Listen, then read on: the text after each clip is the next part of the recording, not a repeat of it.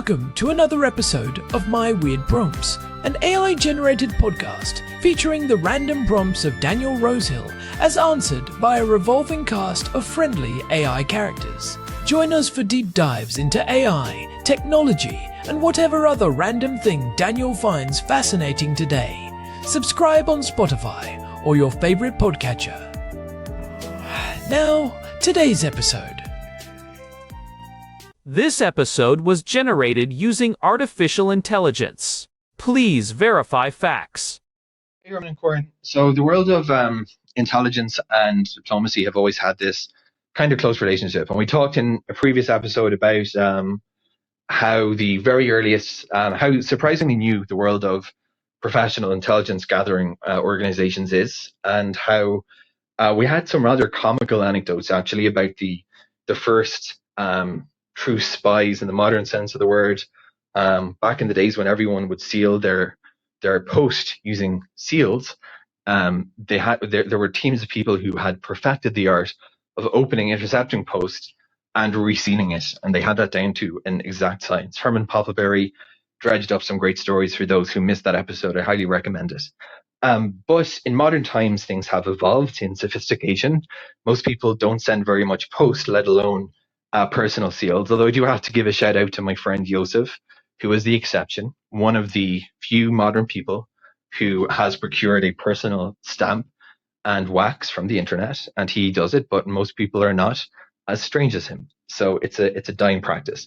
But in the world of intelligence, we have the diplomatic mission has always been a tempting way for intelligence agencies to situate agents on the ground in foreign countries. And this is because of something called diplomatic immunity, which means that if the agent runs into trouble, that they have some protections. The usual mechanism, or the stereotypical mechanism, is that the sending country sends something like a cultural attaché or something that's plausible, but maybe on a short list of potential spies. And something I read before, and I'd love to know, Herman Poppleberry, what you have to say about this, is the perplexing concept that sometimes those agents are actually disclosed, whether informally or formally, which really throws the whole idea of espionage on its side. Because how can you have a spy in a country and you tell the other country the cultural attaché is not a spy, is actually a spy? On the other hand, let's imagine the relationship between Russia and the US, which is always testy. In order to have a diplomatic mission in a country, you have to interface with the foreign government in order to get diplomatic visas and the rest of it. Any modern country, like the US, for example, has a robust counterintelligence function who has a very small shortlist when looking at the list of people working in the Russian embassy to figure out if you're a spy. The chances of one of those people being a Russian intelligence agent versus someone working at a random McDonald's in a random state is probably in the order of tens of thousands of times higher. So they have kind of a short list. And sometimes I wonder, is that the reason that the sending government might say, well, they're probably going to figure it out anyway, so we might tell them or mislead them. Of course, we get into the worlds of smoke and mirrors.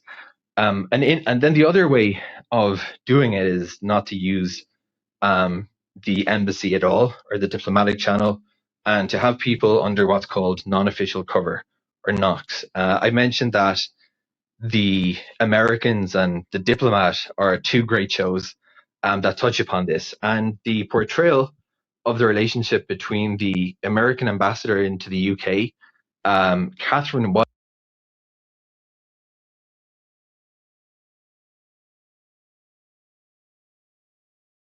a very close working relationship. There are two women in sometimes a very male-dominated, seemingly, world, and they seem to get along and have a very close working relationship. That character is portraying the role of the CIA station chief, which is a real thing, that intelligence agencies have stations in foreign countries. But what I'd love to get into is how realistic that the portrayal of that relationship is. In concrete terms, if you have a country that is operating something like an intelligence agent station in a foreign country, which might be a really big office, and some of those people are under diplomatic cover, does the ambassador know? do other people know? And would you really have the situation as portrayed in the show, in which the the station chief is freely walking around and associating with people in the actual bona fide embassy?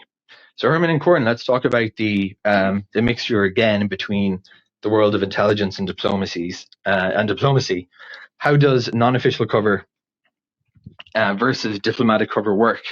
And when you have an embassy that has a relationship with an intelligence agency, is that something that we talk about compartmentalization of information a lot in the context of security? Would that be information that is heavily compartmentalized?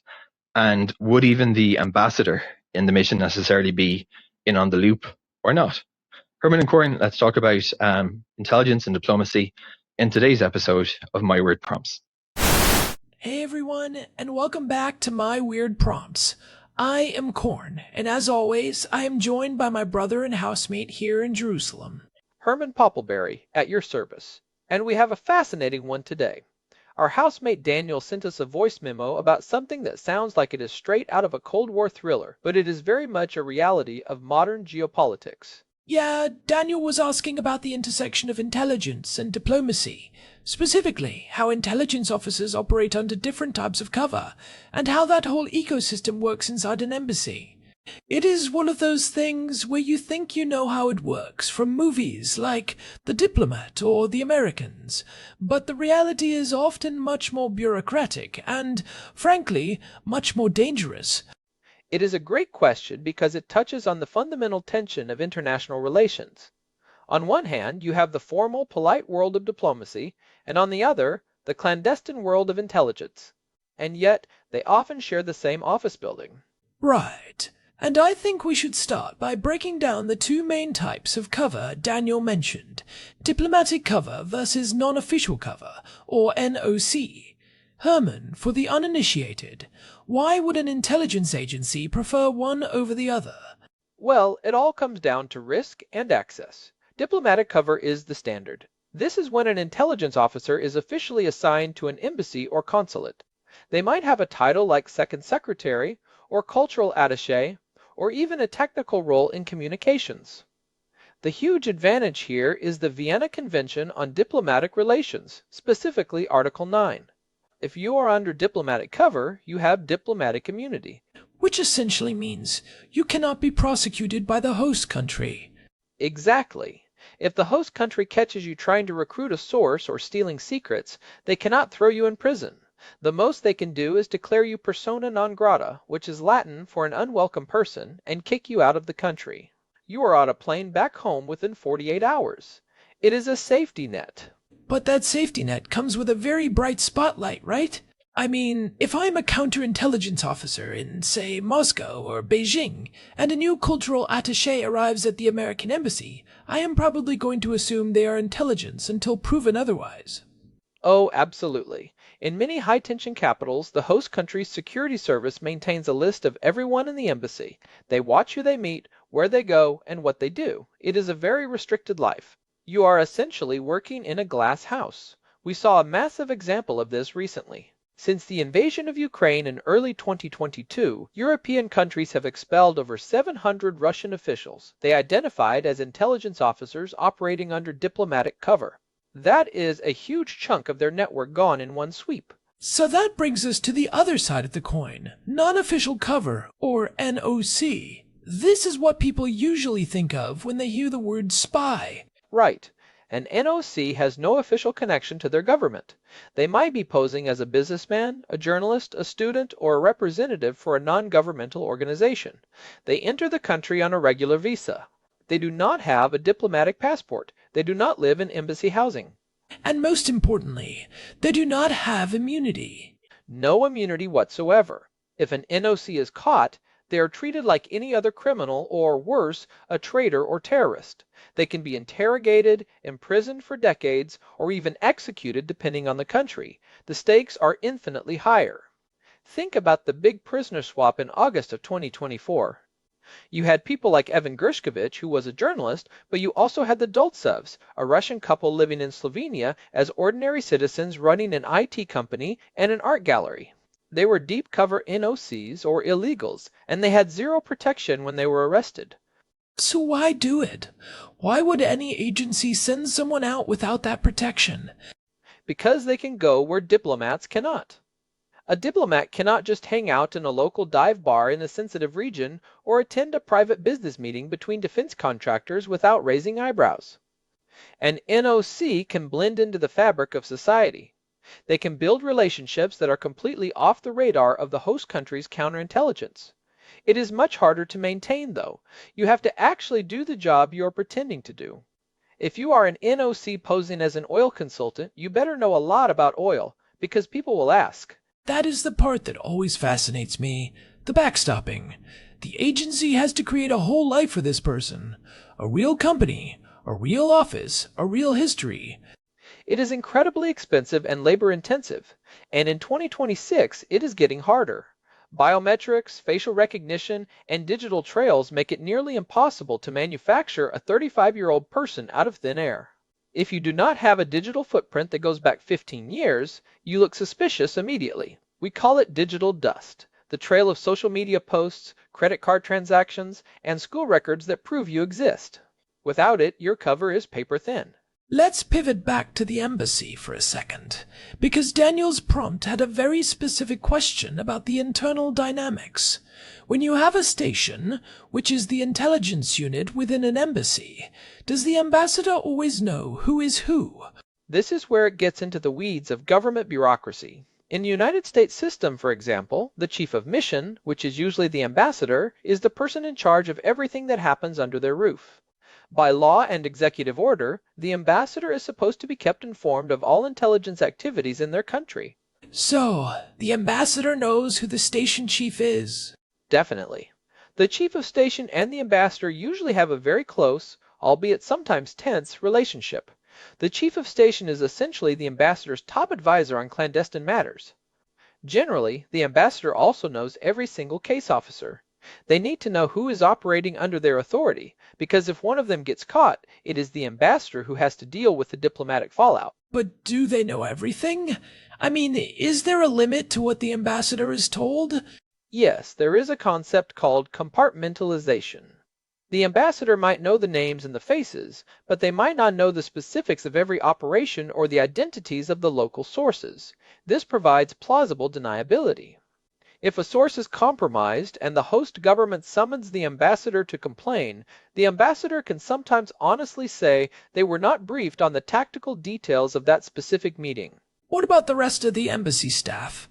I am thinking of the regular State Department employees, the economic officers, the visa clerks. Do they know who the spooks are? That is the million-dollar question. In theory, it is supposed to be a secret. But in a small, closed community like an embassy, people talk.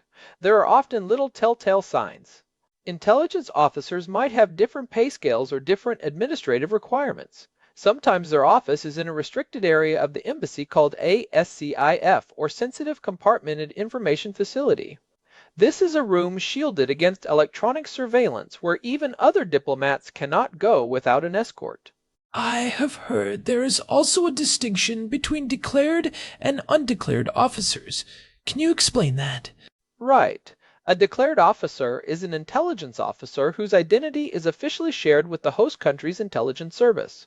This creates a channel for liaison. Even between rivals like the United States and Russia, there are things they need to talk about, counter-terrorism or avoiding accidental military escalations. The declared station chief in Moscow might meet with their counterparts in the Russian intelligence services to discuss mutual threats, and then you have the undeclared officers. Those are the ones the host country is not supposed to know about. They are the ones actually doing the clandestine collection. It feels like a very elaborate game of pretend.